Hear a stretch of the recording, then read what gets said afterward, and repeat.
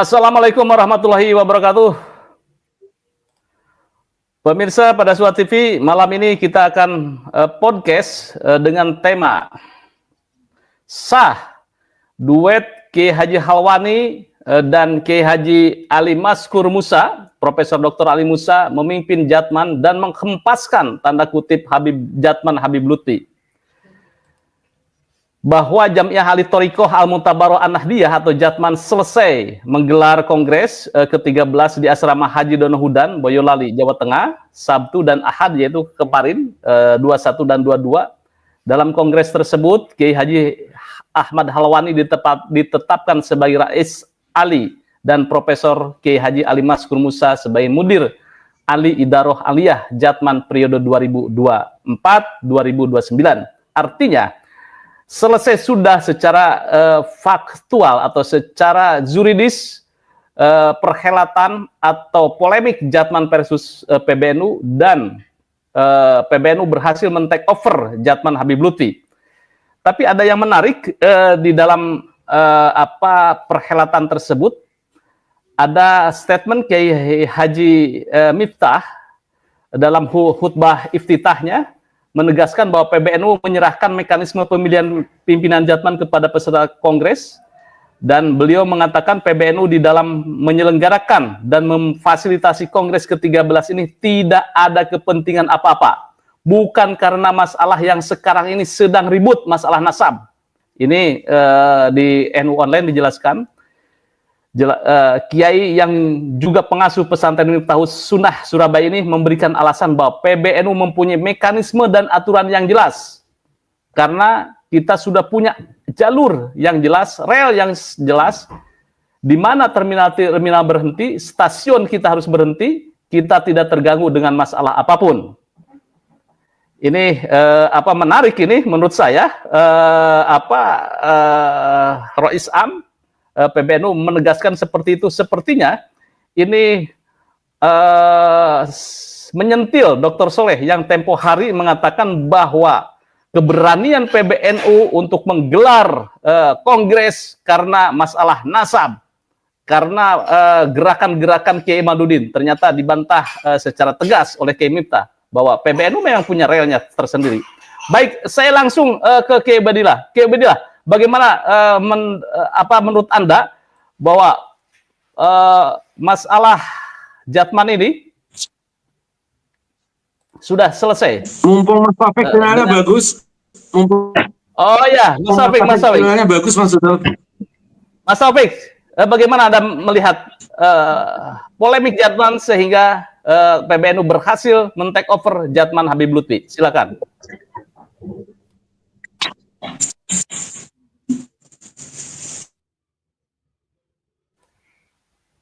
Speaker Anda, Mas Taufik, masih di mute. Mic Anda, Mas Taufik.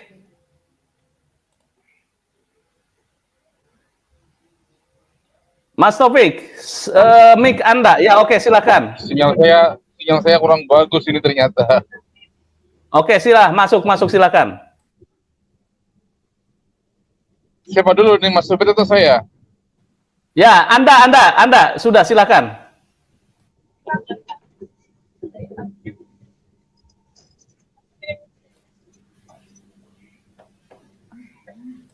Terkendala sepertinya Mas Taufik, ada sinyal. Iya. Mas Supit dulu atau saya dulu? Anda dulu. Pak Taufik dulu. Mas Taufik dulu. Mumpung bagus. Saya karena di perjalanan mumpung bagus. Di sinyal agak terganggu saya ini. Oh ya sudah. Oke. Kebed, Anda silakan. Sepertinya tidak kondusif ini, Mas Taufik. Baik. Saya Assalamualaikum warahmatullahi wabarakatuh. Apa ya?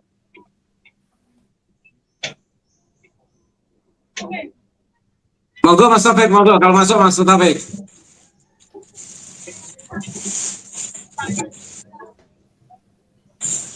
Ya pemirsa, Oke, baik, langsung saja Mas Taufik. Anda aja Kiai, Mas Taufik, kelihatannya agak sulit sinyalnya, silakan. Oke, Baik, Assalamualaikum warahmatullahi wabarakatuh. Terima kasih Mas Yusuf. Yang terhormat Mas Taufik juga Dr. Soleh Basari. Sesuai dengan tema,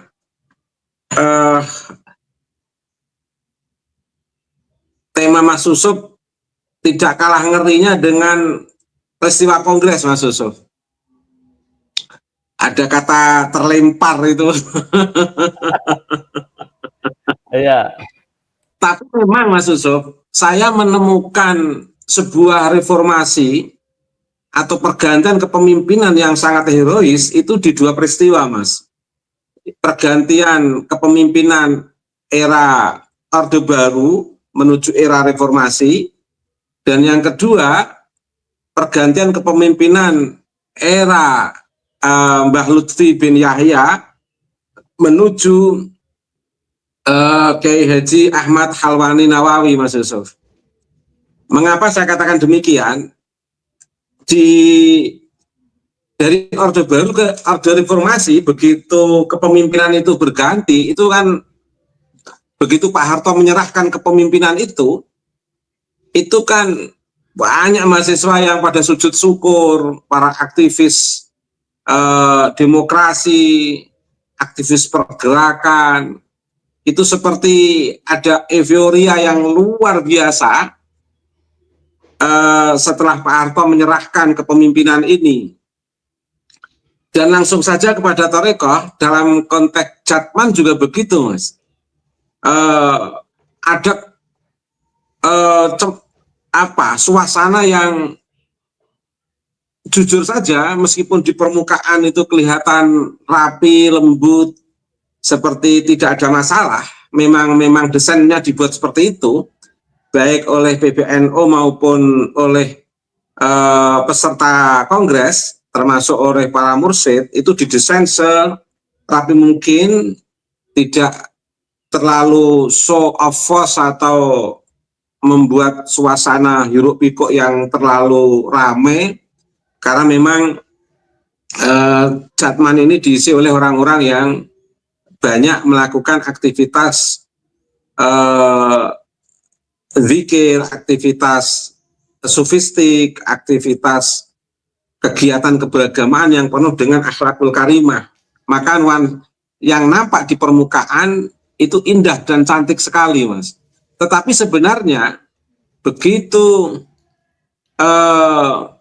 Habib Lutfi tidak hadir, tidak dalam konteks ini tidak melepas kepemimpinannya, sehingga terjadi proses yang seperti kita saksikan bersama dalam konteks kongres, itu sebenarnya diiringi oleh suasana-suasana yang antara nyaman dan tidak nyaman oleh para peserta, Mas Yusuf. Kalau saya mau membahasakan, peserta itu mau marah dengan Habib Lutfi tidak enak, mau tidak marah pengen marah, mau merefleksikan ketidakpuasan dengan model kayak pada suka ini tidak pantas, tidak mau merefleksikan harus ada yang diperbaiki di Jatman. Itulah suasana-suasana kegundahan atau kecamuk pikiran, perasaan yang mengiringi kongres yang tetap tertahan di hati para sufi-sufi yang penuh keikhlasan dan ketulusan di lingkungan Nahdlatul Ulama, Mas Yusuf. Dan bahkan ada perbincangan Habib Lutfi ini kalau sebenarnya orang yang mukhlis, ini tidak akan terjadi, karena prinsip kesufian itu adalah prinsip yang lil maslahah ummah, yang betul-betul bagaimana semuanya itu diselesaikan tanpa mengedepankan kehendak kuasa, dalam bahasa saya, tanpa mengedepankan kepentingan pribadi, tanpa mengedepankan sistem-sistem yang bersifat politisasi, tapi akan diselesaikan dengan cara-cara yang betul-betul yang maslahah. Tapi mengapa hal ini kok tidak ditemukan, fenomena yang diharapkan ini tidak ditemukan? Akhirnya mereka sepakat seperti ada inspirasi baru. Kalau begitu kita melangkah, berarti tidak perlu ada yang dirisaukan, tidak perlu ada yang digundahkan, karena memang ini sebuah fenomena yang memang harus diselesaikan. Karena dari pihak kepemimpinan Habib Lutfi sendiri tidak ada inisiatif untuk menyelesaikan dengan baik, maka akhirnya dari latar belakang ini semuanya merasa mantap dengan hati yang nyaman untuk melangkah membuat satu keputusan-keputusan yang searah dengan acara yang diadakan oleh PBNU, yaitu Kongres, Mas Yusuf. Nah, yang menarik, Mas Yusuf, setelah diputuskan melalui berbagai rangkaian acara dan diputuskan ketua Rais alinya Kiai Ahmad Halwani Nawawi dan mudir alinya Profesor Dr. Ali Maskur Musa, itu semuanya ada yang ini informasi di lapangan, Mas Yusuf. Saya nggak datang, tapi beberapa teman yang mursyid atau beberapa menceritakan ke saya, itu setelah itu diputuskan, mereka banyak yang nangis, Mas Yusuf. Banyak yang meneteskan air mata dan bersyukur. Luar biasa, Mas Yusuf. Dan seperti ada harapan baru. Kalau saya mengistilahkan itu, setelah diputuskan pemimpin barunya mereka itu, seperti mereka itu telah menemukan bahwa Jatman telah kembali ke pangkuan Ibu Pertiwi, istilah saya itu. Ini bahasa saya, Mas Yusuf. Seperti Jatman itu telah kembali ke pangkuan Ibu Pertiwi, dari di masa kolonial kasus Cilegon begitu dikejar-kejar para mursyid, para ahli torekoh, seolah-olah ahli torekoh itu biang perlawanan terhadap kolonial. Dan di sana juga notabene ada, tidak hanya dari Belanda, ada orang-orang yang terlibat di luar non pribumi. Dan di pasca kemerdekaan hal yang sama juga begitu. Kemudian mereka menemukan tempat yang lebih nyaman, yaitu di organisasi Nahdlatul Ulama. Dan di organisasi Nahdlatul Ulama ini sebenarnya sudah sangat nyaman dalam kepemimpinan Mbah Musle, dalam kepemimpinan Mbah Hamid Baidowi Lasem, dalam kepemimpinan regenerasi sampai kepada kiai saya, yaitu Kiai Haji Muhammad Shodiq Lutfi Hakim Musle. Itu nyaman dalam suasana yang betul-betul torekoh untuk torekoh. Tapi menjadi persoalan, jujur saja Mas, ini sudah dirasakan lama sebenarnya, ketika kepemimpinan torekoh dipegang oleh Mbah Lutfi bin Yahya. Satu periode awal dalam kepemimpinan beliau memang berjalan baik, tapi begitu periode-periode berikutnya itu ada banyak hal yang memang suasana itu membuat teralienasi para mursyid dalam kepemimpinan Mbah Lutfi bin Yahya, Mas. Para mursyid ahli torekoh yang tergabung dalam organisasi Jatman ini itu kayak teralienasi, kayak seperti dalam suasana keterasingan gitu, Mas. Tapi apa boleh buat, ahli torekoh itu paling taat dengan sistem kepemimpinan sehingga diikuti dengan baik. Tapi lama kelamaan ada pembelokan sejarah torekoh dan ada langkah-langkah yang memang sangat sentralistik, hegemonik, yang terpusat di Pekalongan. Sementara torekoh itu sebenarnya kan ada raja-raja kecil, Mas, dalam bahasa politiknya itu. Setiap mursyid itu kan seorang imam, Mas. Seorang imam, jadi masing-masing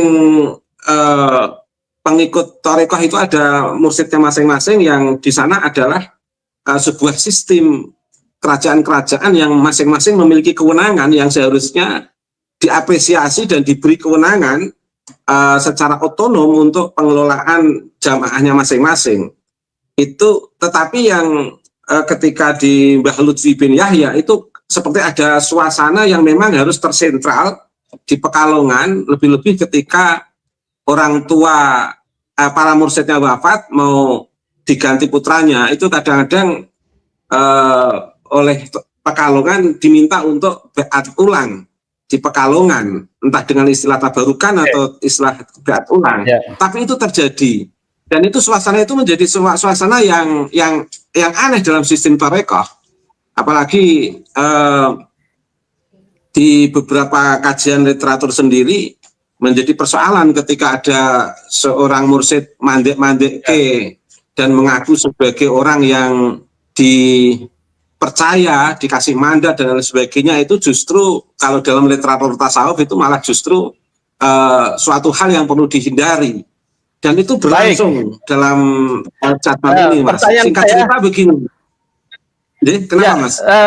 Ya, pertanyaan saya ini dengan Kiai Halwani dengan Pak Ali Maskur Musa, apa yang bisa Anda lihat ini tentang sosok Kiai Halwani? Apakah bisa sebagai antitesa dari torikohnya Habib Lutfi atau bagaimana, Kiai Ubed? Silakan. Oh, sangat bisa, Mas. Apalagi Kiai Ahmad Halwani Nawawi itu adalah putra dari pendiri torikoh itu sendiri, Mas.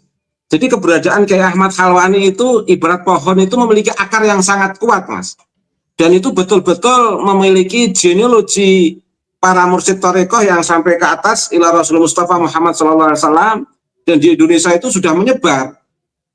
Sebelum Habib Lutfi menancapkan kuku kemursidannya dalam tanda kutip di Nusantara ini, itu leluhur Kiai Ahmad Halwani Nawawi itu sudah banyak, Mas, jamaahnya, Mas, dan makanya sangat kuat dan sangat representatif kepemimpinan Mbah Ahmad Halwani ini, karena memiliki akar yang luar biasa, Mas, dan berjalan secara alamiah, Mas. Jadi ketarikatannya ke Ahmad Halwani Nawawi ini berjalan secara alamiah sesuai dengan berlangsung secara membumi di Nusantara ini, Mas. Cabangnya banyak di Jakarta, di Surabaya, di Jawa Tengah, itu sangat mengakar Kiai Ahmad Halwani itu, Mas.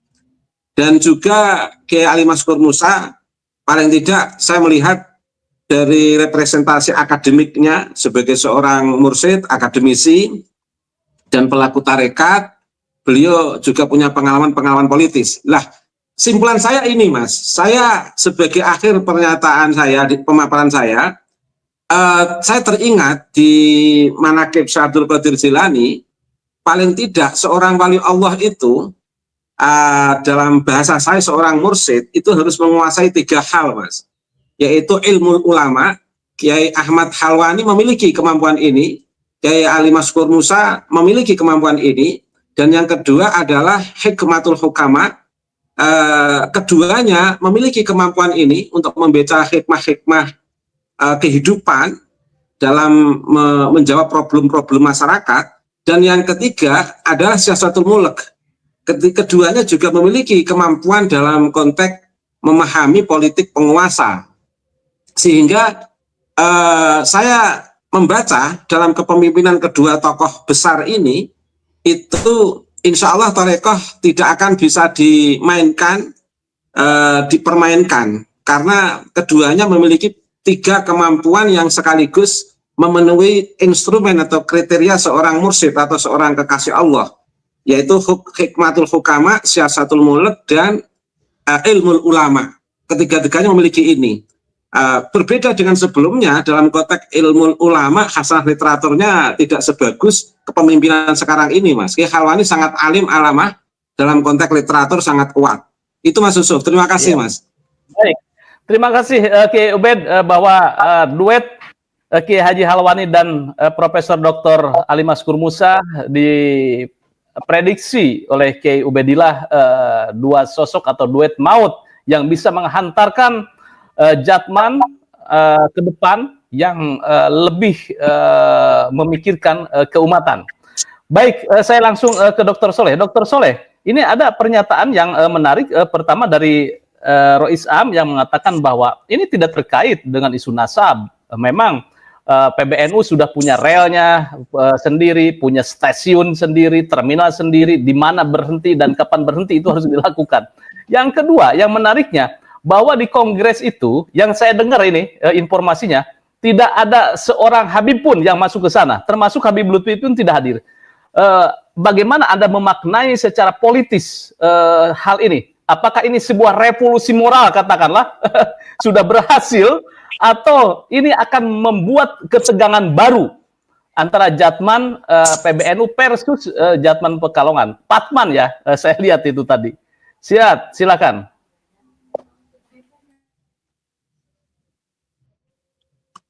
Assalamualaikum warahmatullahi wabarakatuh. Selamat malam, Ki Ubaidillah, Mas Taufik. Ya, pertama saya menyampaikan selamat kepada Dwi Tunggal Rois Ali, Kiai Al-Mursyid Halwani Nawawi, dan Profesor Dr. Ali Maskur Musa, Sunan Condet. Itu pertama. Kemudian yang kedua, ya saya sebenarnya punya kedekatan ya, atau minimal secara pribadi agak mengenal beliau-beliau ini.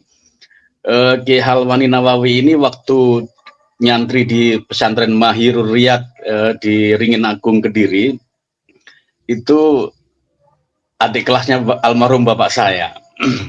Jadi saya agak mengenal pola pikir dan cara melihat persoalan beliau. Kemudian kalau dengan Ali Maskur saya sering berdiskusi langsung, bahkan sebelum peristiwa ini. Bahkan yang menamai Sunan Condet itu saya, dan beliau senang. Sunan Condet. Pertama itu. Kedua, ya ini tugas bagi Mas Taufik ke depan, bahwa harus ada sinkronisasi istilah, sinkronisasi nomenklatur ketika Jatman ini benar-benar bagian dari Banom. Ya. Sebutan-sebutan kayak misal Rois Ali, kemudian Mudir Ali dan macam-macam, ini kan tidak begitu baku ya, kecuali di Jatman sendiri. Nah, kemudian kalau tarikannya kemudian ke Idara Wusto, Idara Soba, sampai kemudian Idara Syafi'i, Syufa di tingkat ranting, ini kan susah orang awam mengkajinya. Jadi kalau memang itu bagian dari Banom, harus ada sinkronisasi sebutan nomenklatur itu. Kemudian yang ketiga, kenapa saya masih kekeh, masih berpegang teguh bahwa ini adalah efek atau imbas atau hasil dari tesisnya Kiai Imaduddin 2 tahun belakangan. Kenapa PBNU sangat powerful ya? Karena dalam sejarahnya tidak hanya soal Jatman saja, PBNU ini agak susah mengendalikan jumlah Banom.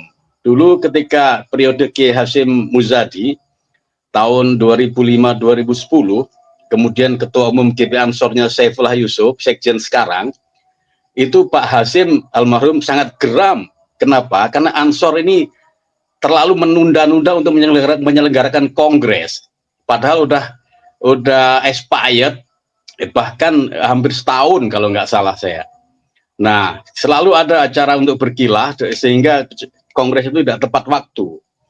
Nah, kemudian yang sebelum Jatman ini adalah kongresnya Ansor lagi-lagi ketika Yakut Khalil Bisri jadi Ketua Umum Ansor sekaligus Menteri Agama, itu juga mengalami telat beberapa tahun bahkan karena alasan COVID dan lain-lain. Tapi yang inti molornya waktu kepengurusan dan ketiga tegasan PBNU itu tidak hanya sekali dua kali. Jatman ini kan sedikit kasus berbeda. Kenapa berbeda? Kenapa PBNU tidak melakukan pengambil alihan ketika zamannya Saifullah Yusuf Ketua Ansor atau Yakut Ketua Ansor dengan cara yang sangat brutal seperti di Donohutan itu? Jadi menurut saya di Donohutan itu tidak kurang dan tidak lebih kecuali pengulangan dari pencopotan Marzuki Mustamar, pengulangan dari pencopotan Abdus Salam Sohib. Jadi sosok Iron Hand itu sangat kuat di situ. Padahal ini adalah organisasi kaum sufi. Kalau istilahnya Kiai Ubaidillah ini organisasinya para orang-orang yang biasa berzikir dan semacamnya. Kenapa diambil alih secara brutal seperti itu? sama seperti brutalnya mencopot Sebentar. ketua wilayah. Sebentar. Ini harus dikonfirmasi nih, harus diperdebatkan nih. Brutal bagaimana, Dr. Soleh? Bahwa kepengurus Jatman sudah selesai, kemudian juga ada dialektika seperti itu, kemudian tidak ada respon, sehingga menurut ADART bahwa PBNU itu berhak untuk men-take over sebuah banom yang ketika banom tersebut tidak mengindahkan keputusan PBNU. Lantas di mana brutalnya, Dr. Soleh? Kan tidak ada ini. Ini justru meneguhkan aturan. Kalau kata Rois Am, PBNU itu sudah tahu rel-relnya, sudah tahu stasiunnya, kapan berhenti, di stasiun mana berhenti, di terminal mana berhenti. Dan ini seperti kata di Kiai Ubed, bahwa anggota Jatman yang ikut kongres itu luar biasa mensyukuri terhadap suksesi ini. Artinya diinginkan pergantian ini. Silakan, Dr. Soleh. Iya, pelibatan Kopassus, kemudian tentara di situ, itu apa urgensinya kalau tidak mencerminkan sebuah arogansi terhadap kekuasaan? Apa yang ditakutkan dari organisasi tarekat sehingga harus tentara yang dihadirkan di situ?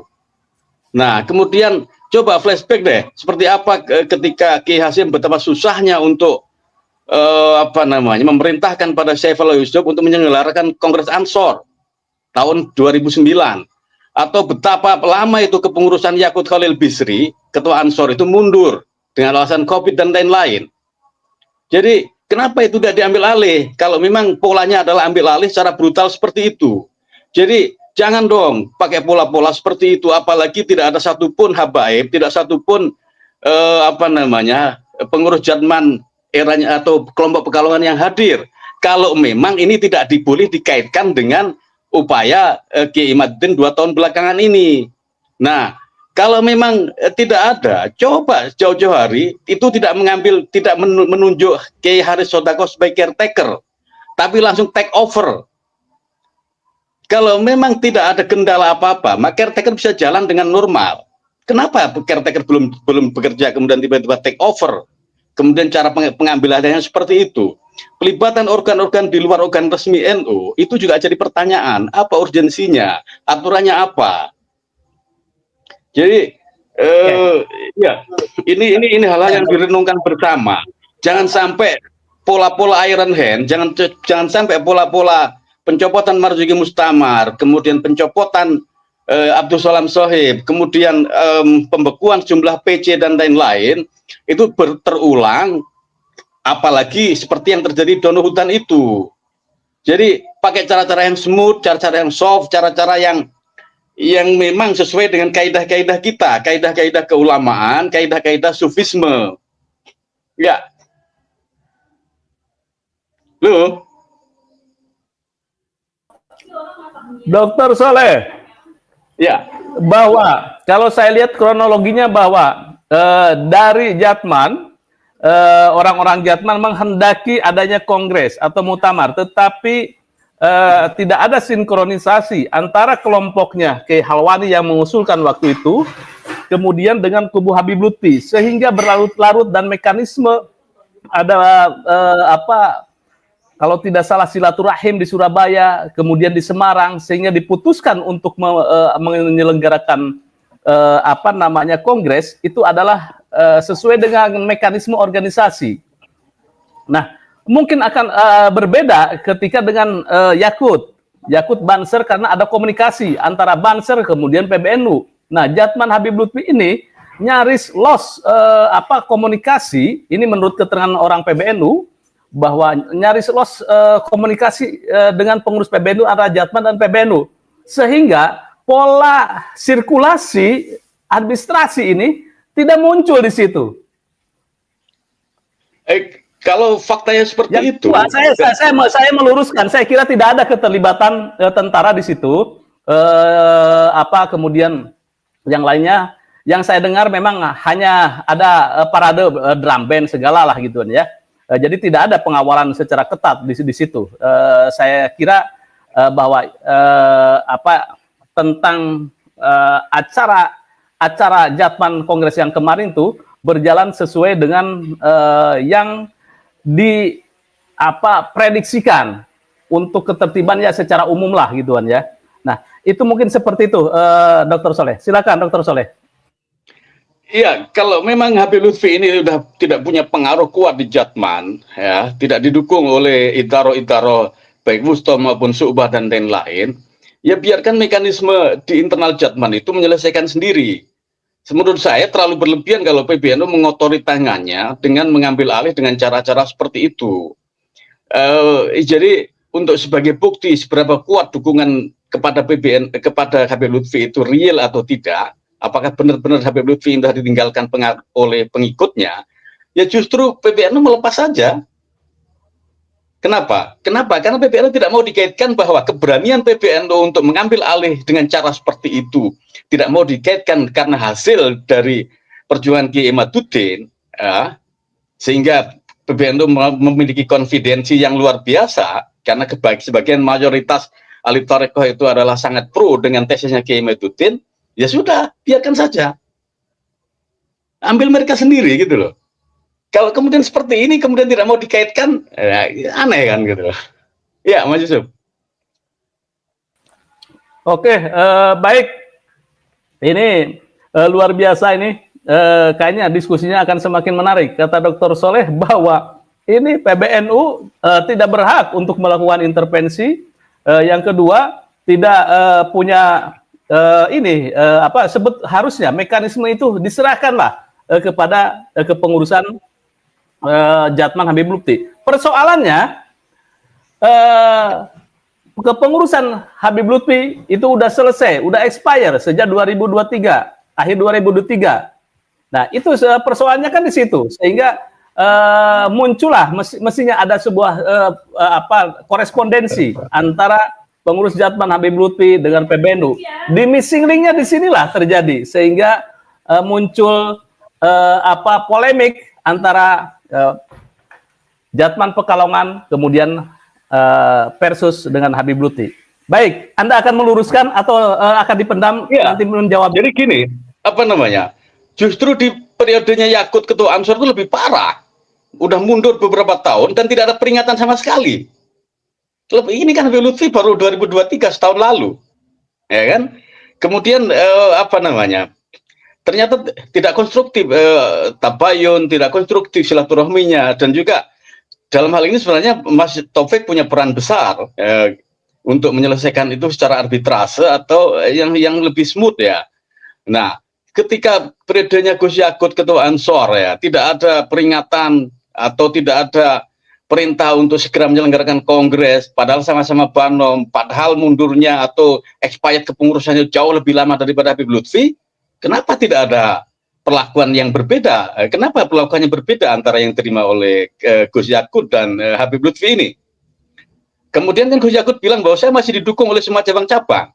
Nah, kalau begitu kan, kalau misal Habib Lutfi punya alasan yang sama, saya didukung oleh Idaro Wusto dan Idaro Syu'bah misalnya.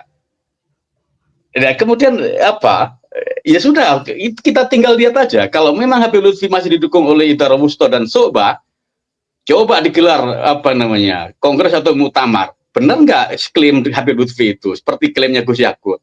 Kan begitu. Ya. Iya, realitasnya bahwa Idaro Wusto, Idaro Aliyah dan lain sebagainya itu menginginkan ada sebuah reformasi, Dr. Soleh. Baik, saya langsung ke Mas Taufik. Mas Taufik, bagaimana Anda melihat bahwa perhelatan Kongres Jatman di Donohudan ini apakah sudah sesuai aturan PBNU atau PBNU terlalu intervensi terhadap Banomnya? Silakan. Apakah tindakan PBNU sudah benar?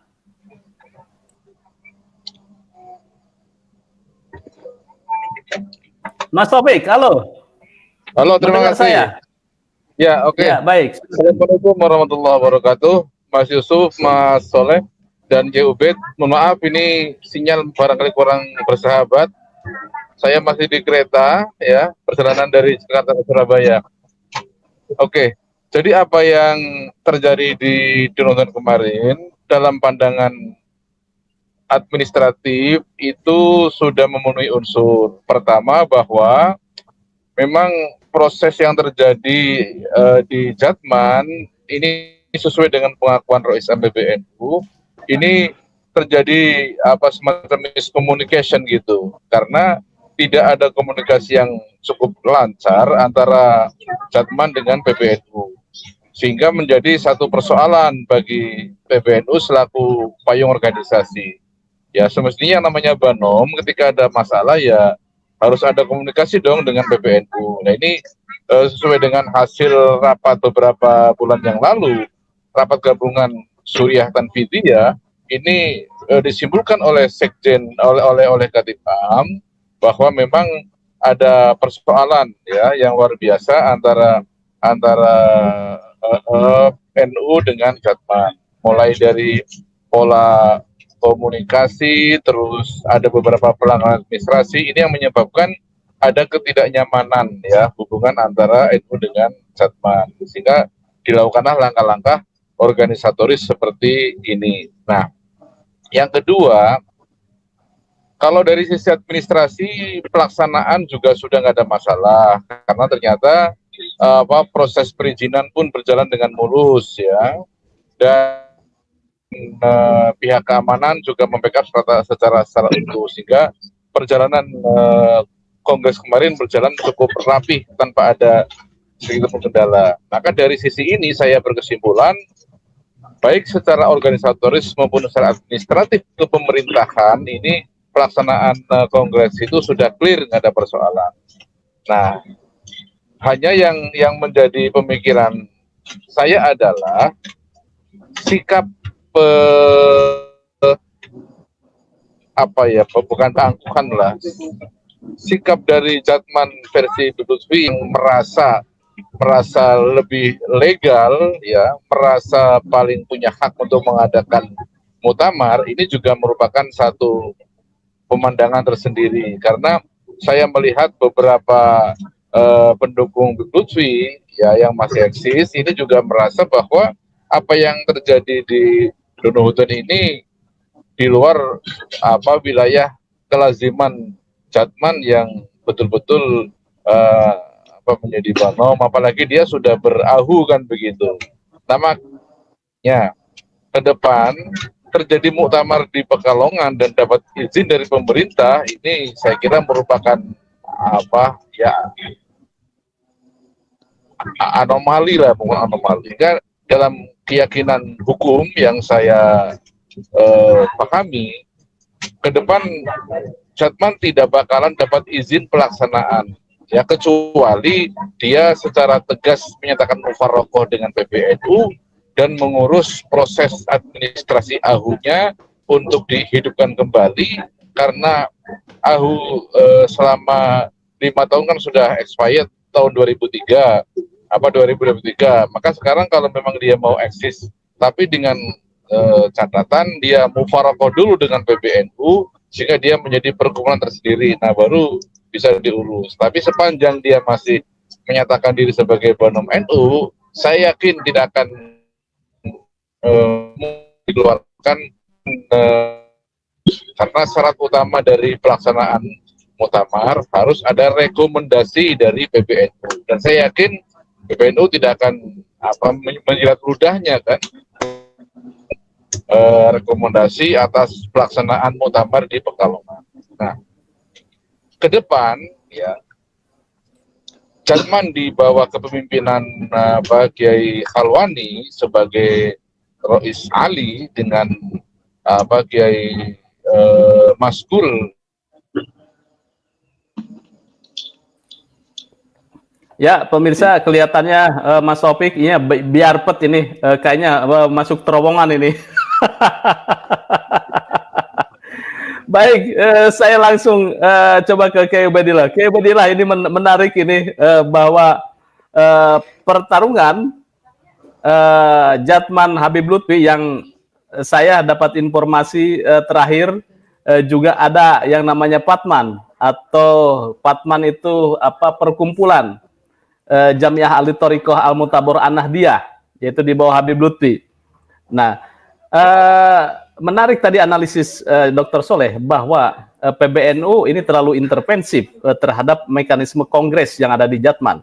Mestinya PBNU tidak secara brutal tanda kutip untuk men-take over Jatman Habib Lutfi. Bagaimana Anda memandangnya? Apakah ini PBNU sudah melakukan apa visinya atau visi organisasinya on the track, atau seperti apa yang dikatakan Dr. Soleh, atau setuju dengan Dr. Soleh? Silakan, Ki Ubed.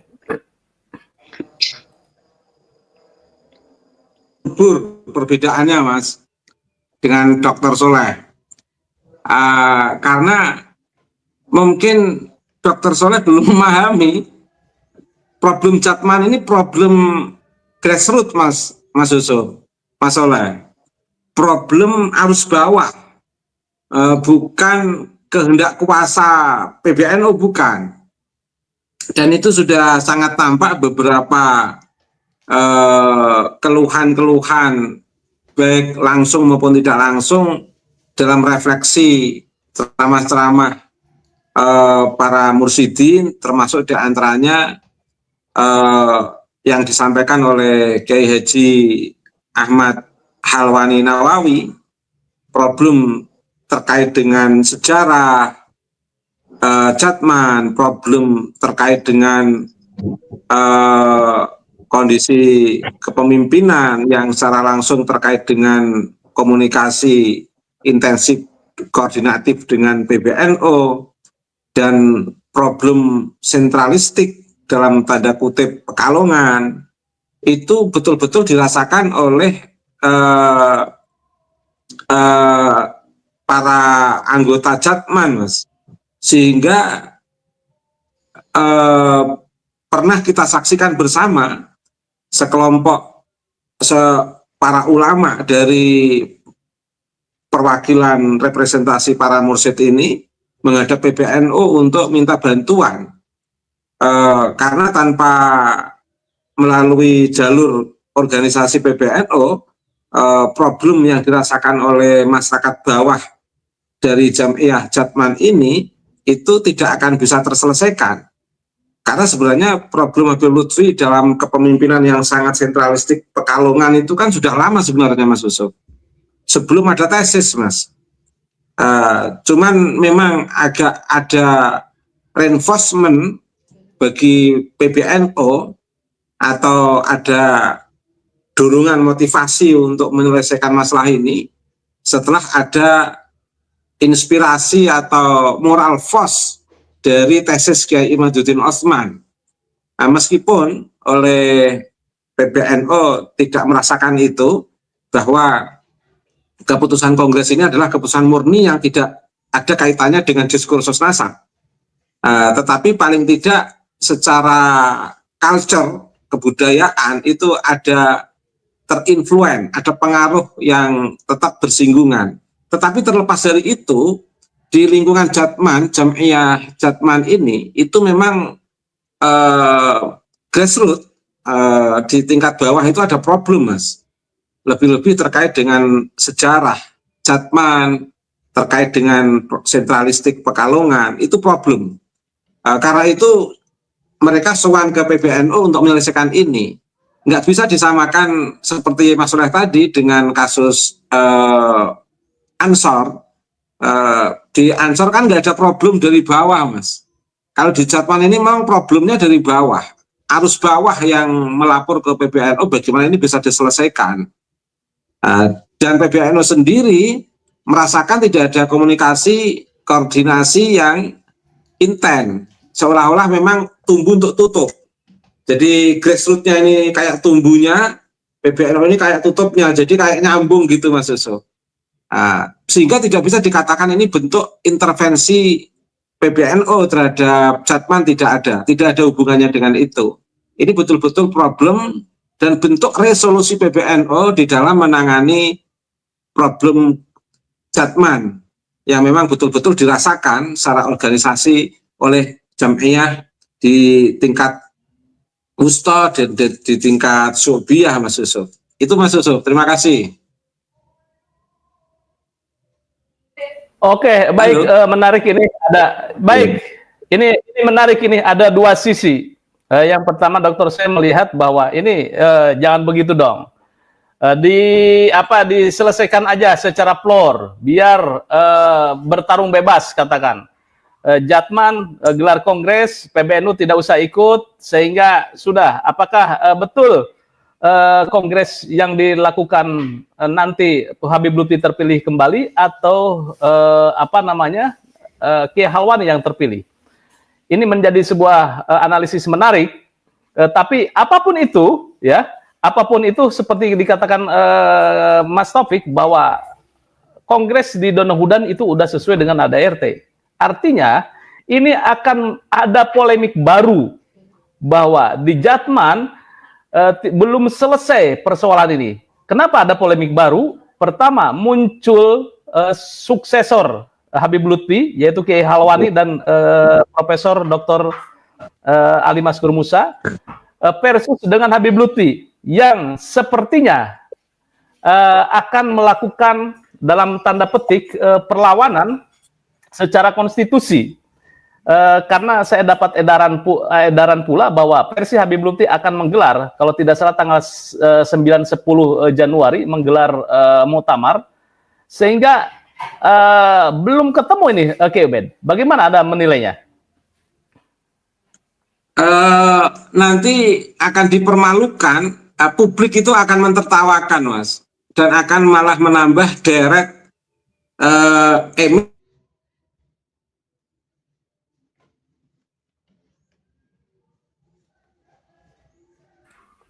Halo, Kiai Ubed. Ya, Kiai Ubed, kemungkinan Halo. sinyalnya. Ya, baik. Halo. Lanjut. Halo. Lanjut, Kiai Ubed. Sudah, Mas. Halo. Nyambung, silakan. Halo, Masuk. Mas Yusuf. Ya, nyambung, silakan. Silakan dilanjutkan.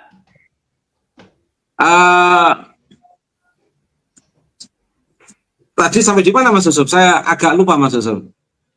Pertanyaan Mas Yusuf.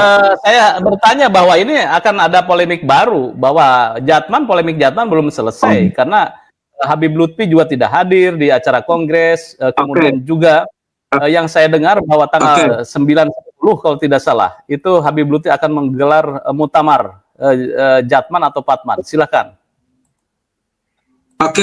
Kalau Habib Lutfi tetap mau melakukan kegiatan Jatman, itu malah semakin nampak kalau Habib Lutfi bukan wali, Mas. Karena di situ ada kehendak kuasa yang sangat kasar, disaksikan oleh publik. Itu mencerminkan beliau tidak punya minat untuk sebuah resolusi dan al-aslah sumal aslah. Beliau betul-betul menampakkan kehendak kuasanya. Dan di Donohudan itu sudah dibacakan prosedur-prosedur hukumnya, dasar-dasar hukum itu, Mas. Dan perlu diketahui, yang hadir di Donohudan itu 99% dari pengurus Usta dan Syu'biyah, dan semuanya hadir dengan penuh keikhlasan dan penuh semangat, Mas, di lapangan itu, Mas. Dan perlu diketahui, TNI di sana bukan sebagai keamanan, Mas Soleh. Kehadiran TNI itu sebagai kontributor seni. Mereka itu turut meramaikan dalam perspektif keseniannya, bukan dalam perspektif keamanan, bukan dalam perspektif intervensi, bukan. Tapi betul-betul dalam perspektif seni, tampil seninya. Itu sebagai bentuk apresiasi. Itu yang perlu dipahami bersama, Mas Yusuf. Jadi kesimpulannya, kalau tetap Habib Lutfi melakukan kegiatan itu, nanti publik akan membaca kehendak kuasa Habib Lutfi yang semakin nampak tidak legowo dan tidak ikhlas. Apalagi Habib Lutfi sudah punya Patman. Mengapa tidak melakukan kegiatan Patman saja daripada harus melakukan kegiatan atas nama Jatman itu, Mas Yusuf? Terima kasih, Mas Yusuf. Oke, baik. Dr. Soleh, ada tanggapan? Iya, nomenklatur Banom, badan otonom, badan otonom itu harus dipahami dengan pemaknaan tunggal. badan otonom itu punya mandatori sendiri, punya basic dukungan sendiri untuk memilih ketua umumnya atau sebutan lain Rois Ali dan semacamnya. Jadi mekanisme untuk itu saya yakin di organisasi manapun sama ya. Ketika badan otonom itu katakanlah tidak jalan atau koordinasinya itu kurang bagus, mekanisme yang paling ideal itu adalah caretaker. Sama ketika Marzuki Mustamar itu dicopot dari ketua wilayah PWNU Jawa Timur, maka PBNU adalah mengcaretaker Gus Kikin, jadi menunjuk Gus Kikin sebagai caretakernya. Nah, Gus Kikin lah yang kemudian menjadi penanggung jawab Muskerwil, Musyawarah Kerja Wilayah PWNU Jawa Timur, yang untuk memilih ketua definitif. Jadi tidak kemudian PBNU kemudian take over. Jadi caretaker ini bukan take over. Kalau Dono Hudan ini kan take over. Kalau take over ya nggak usah Banom kalau begitu. Cukup lembaga saja kayak penggantian ketua Lakpesdam dari Uli Labsor Abdallah ke Erick Thohir. Maka tidak butuh namanya Muskerwil dan lain-lain, dan itu cukup PBNU bikin SK. Nah, kalau kemudian melibatkan Idar Wusto, Idar Subah dan lain-lain, kongres dan semacamnya, itu ya tidak bisa dong kemudian PBNU menyelenggarakannya. Coba nanti dilihat peraturannya seperti apa ADART-nya. Kalau kemudian PBNU mengambil alih semuanya, ini berarti bukan Banom, bukan badan otonom. Disebut otonom di sini karena dia berhak mengatur rumah tangganya sendiri.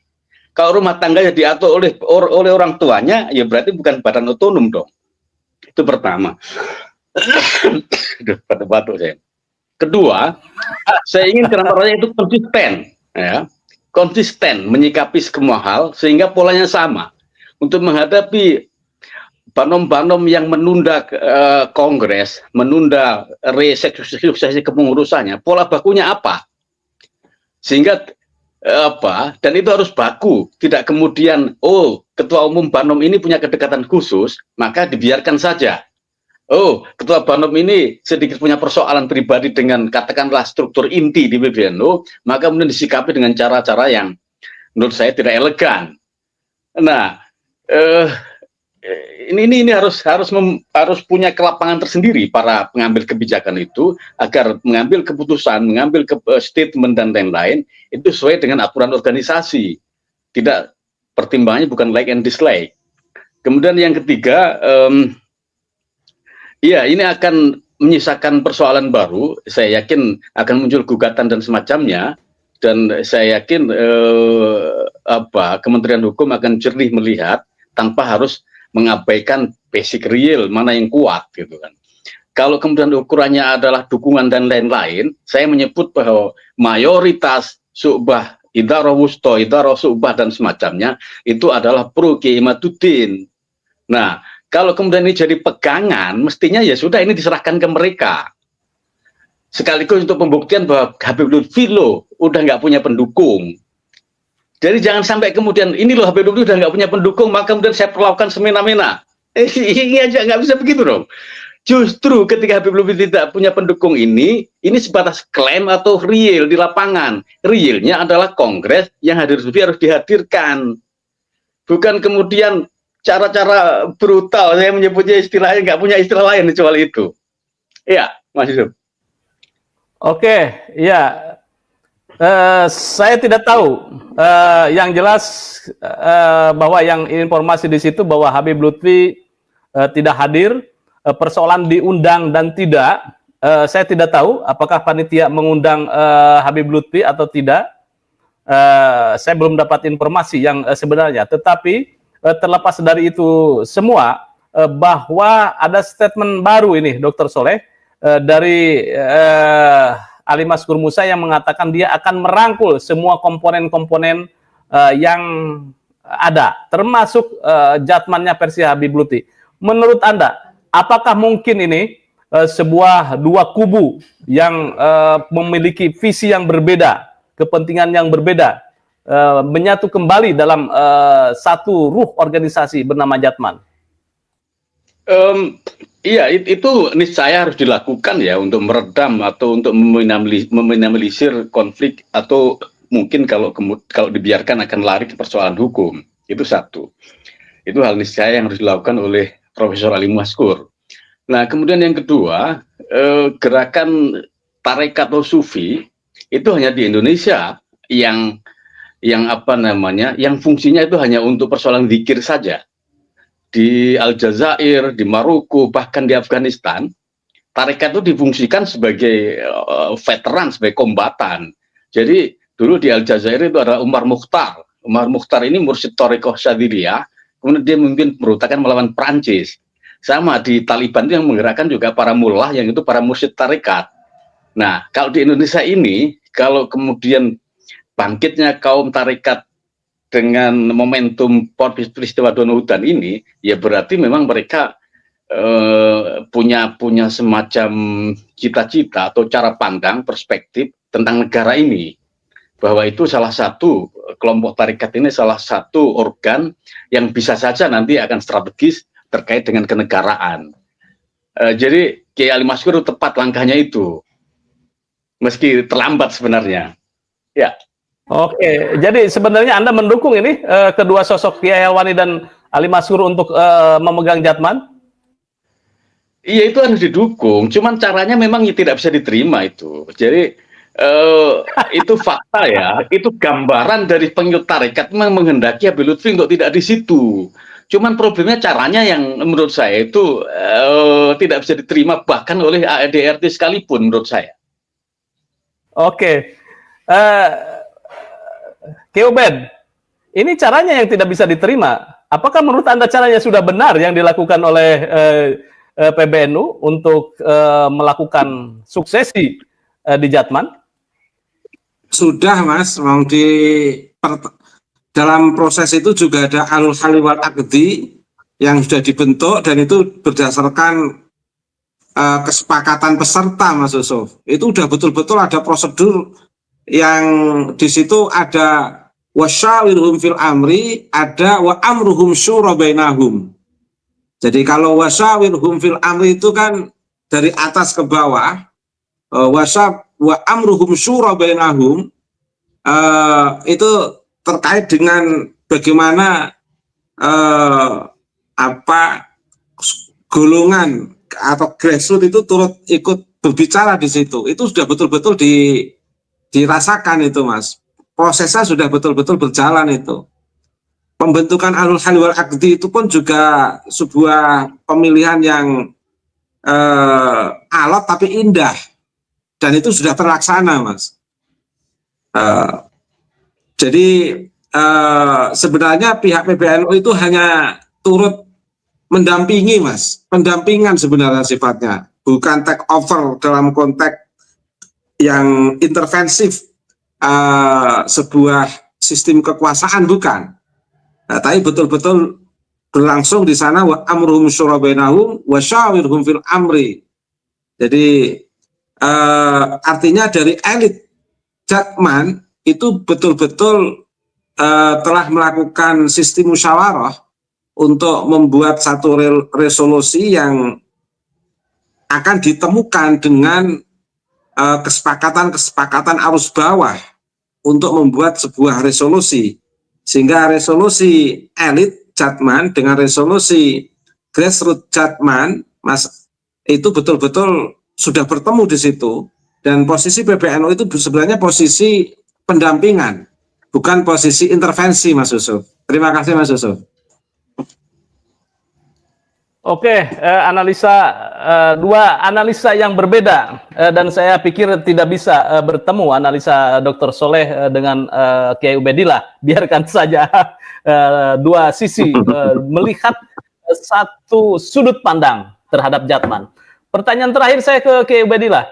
Ini kubu Kiai Maskur Musa, Kiai Helwani mengatakan bahwa akan merangkul kubu Pekalongan. Menurut Anda ini mungkin ini bersatu lagi ini Jatman di bawah kendali Kiai Helwani? Mungkin Mas Yusuf, karena yang di pihak Habib Lutfi bin Yahya itu, kalau saya membuat istilah itu, sedang muzabzab benes sama wal art, Mas, sedang menggantung yang di pihak Habib Lutfi, antara mengikuti Habib Lutfi karena nggak enak melepas Habib Lutfi karena sudah terjadi intensitas komunikasi yang baik dengan Habib Lutfi, dan intensitas guru murid, katakan begitu, di satu sisi. Di sisi lain ada prinsip ideologis an-nahdiyah yang tidak bisa dilepaskan terkait dengan KNU-an itu, Mas, yang di situ ada bayang-bayang Mbah Hasyim Asy'ari. Jadi satu sisi yang di pihak Habib Lutfi itu ada yang, saya nggak perlu menyebut namanya, itu menyampaikan ke saya, di satu sisi itu terbersit Mbah Hasyim Asy'ari, di sisi lain terbersit Habib Lutfi. Tetapi dia akan lebih menguatkan Mbah Hasyim Asy'arinya dan akan pelan-pelan untuk mundur dari sistem kepengurusan Habib Lutfi. Karena untuk tidak diakui NU kan jadi nggak enak, Mas. Kalau mengikuti Habib Lutfi, ketika Habib Lutfi sudah tidak toleransi terhadap Jatman di bawah PBNU, Banom di bawah PBNU, itu kan nanti otomatis ikut organisasi di luar PBNU nanti, Mas. Kan jadi problem. Sama, ada beberapa organisasi di luar NU, Mas, nawari saya pengurus di pusat maupun di wilayah, saya itu nggak menerima, Mas. Khawatirnya saya keluar dari NU karena masuk organisasi yang berbeda. Makanya meskipun dalam posisi yang elit misalnya, organisasi di luar NU, lebih baik saya tidak mau menerima. Lebih baik saya sebagai warga Nahdien yang tidak jadi pengurus NU, daripada saya harus jadi pengurus organisasi yang di luar NU. Karena nanti akan jadi problem. Ini sebagai bentuk komitmen kesetiaan kita kepada Nahdlatul Ulama. Lebih baik jadi warga, nggak jadi pengurus NU, daripada jadi pengurus organisasi yang di luar NU. Ini kan jadi problem nanti, Mas. Bagi, saya kira yang punya pikiran seperti saya ini juga masih banyak di lingkungan Nahdlatul Ulama, Mas. Lah yang di Habib Lutfi ini memang ingin mundur pelan-pelan dan nanti pada akhirnya akan mau kerjasama dengan Profesor Dr. Ali Maskur Musa, dan saya yakin itu, Mas. Kemarin kan pemandangan yang luar biasa, Mas. 99% hadir di acara Donohudan, Mas. Kalau saya jadi Habib Lutfi, tentu akan mempertimbangkan ulang sebuah kehendak kuasa yang tetap ingin mencengkram Jatman, menurut saya. Terima kasih, Mas Yusuf. Baik, Dr. Soleh sebagai closing statement, silakan.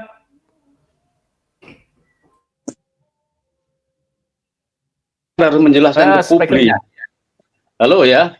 Ya, pertama Kiai Ali Maskur Musa dan Kiai Halwani Nawawi harus menjelaskan ke publik. Kongres di Donohudan itu kongres biasa atau kongres luar biasa? Ini yang nggak clear. Itu pertama. Kemudian yang kedua, PBNU ini menghadapi simalakama akibat dari inkonsistensinya. Simalakama yang saya maksud adalah dia harus menghadapi secara brutal Habib Lutfi satu sisi, padahal selama ini PBNU adalah bunker atau bumper kaum habaib dari gempurannya Kiai Imaduddin Usman Al-Bantani. Nah, selagi inkonsistensi terus berlangsung, maka polemik seperti ini akan terus menjalar. Kemudian yang ketiga, cara-cara Donohudan itu harus dihentikan agar tidak menginspirasi kelompok organisasi di internal NU, terutama internal NU, PKB dan lain-lain. Ketika tidak suka pada kelompok, pada orang tertentu, kemudian diambil-ambil secara seperti ini. Jadi harus kembalikan pada kejernihan ADRT dan lain-lain. Jadi ini harus dihentikan karena efek negatifnya memberikan inspirasi orang lain untuk ketika berbeda atau disakiti, untuk kemudian menggelorakan apa yang disebut, apa yang terjadi mencontoh pada yang di Donohudan itu. Terima kasih. Oke. Jadi kalau ke tingkat kekecewaan seperti ini nanti akan terjadi bahwa muktamar luar biasa NU ini akan semakin meningkat eskalasinya, begitu ya? Menemukan momentumnya. Nanti kita bahas. Oke. Tapi yang menarik ini bahwa harus menjelaskan apakah ini kongres luar biasa atau kongres biasa. Tetapi di undangannya kongres, ya tidak ada kongres luar biasa, gitu ya. Oke, Ki Ubed, sebaik langsung closing statement, silakan.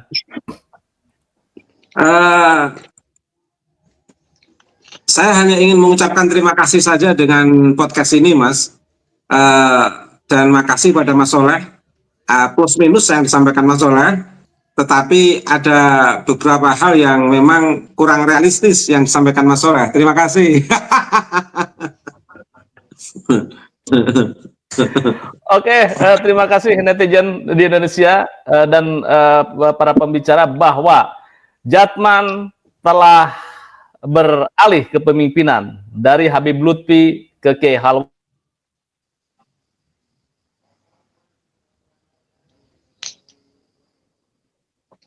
Halo. Halo. Mas Yusuf terpental. Oke, assalamualaikum Kiai Ubaidillah. Nuwun. Udah, pas selesai Kak. Wassalamualaikum warahmatullahi wabarakatuh.